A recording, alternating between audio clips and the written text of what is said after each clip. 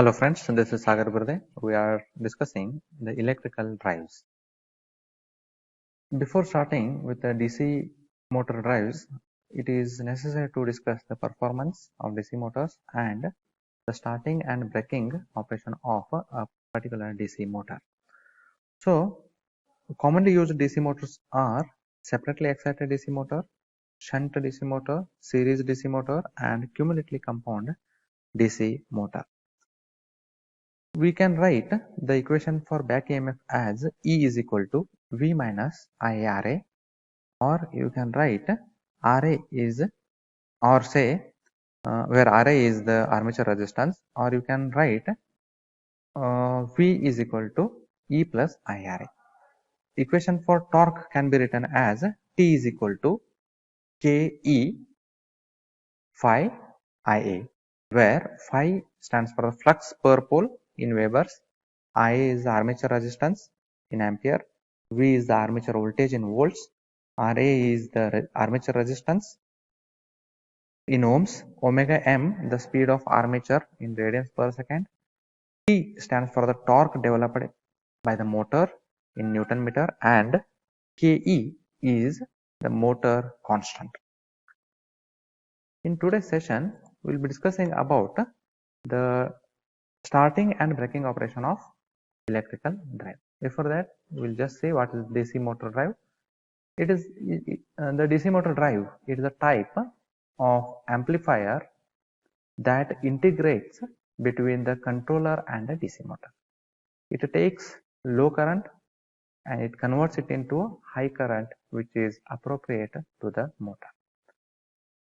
DC motor drive also provides a high current torque, which is almost 400% more than the rated continuous torque.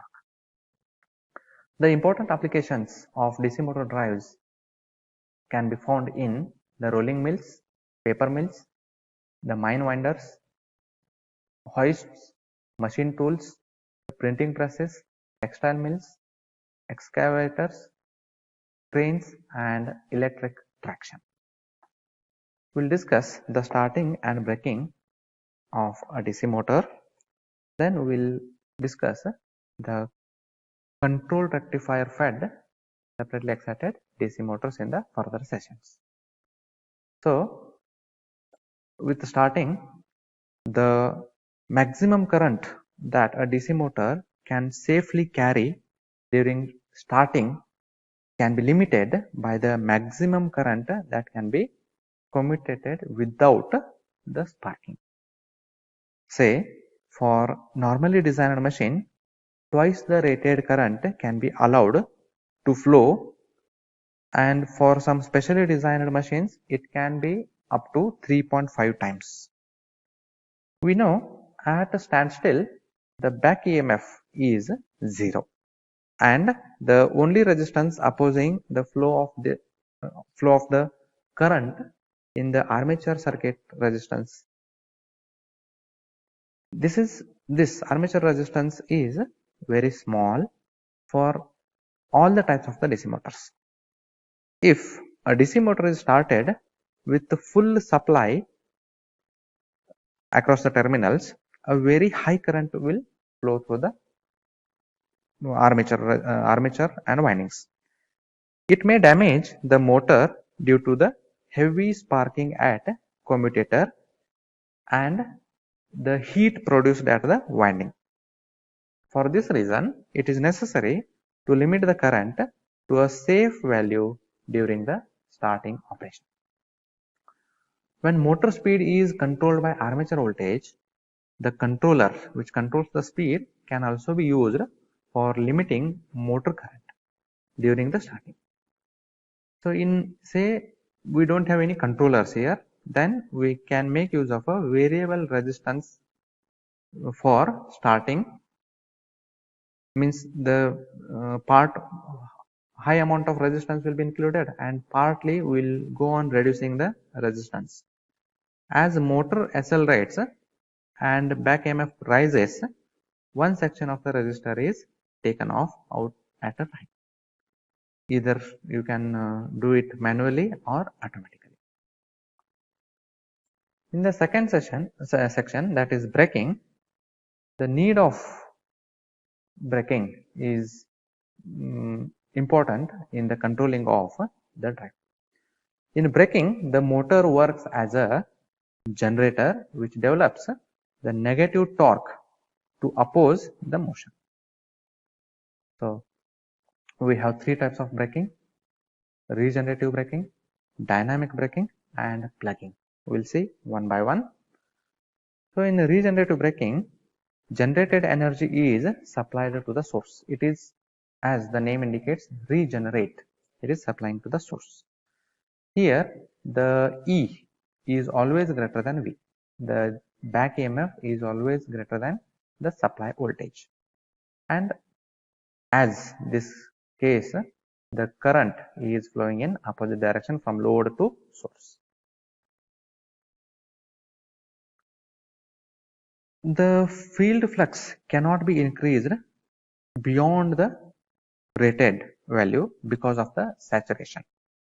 A source of fixed voltage of a rated value, regenerative braking is possible only for speeds higher than the rated speed, and with a variable voltage source it is also possible below the rated speeds. In series motors, as the speed increases, armature current increases and therefore flux decreases. Thus, regenerative braking is not possible. In actual supply system, when the machine regenerates, its terminal voltage rises, but consequently the regenerated power flows into the loads connected to the supply, and the source is relieved from the supplying this much amount of power.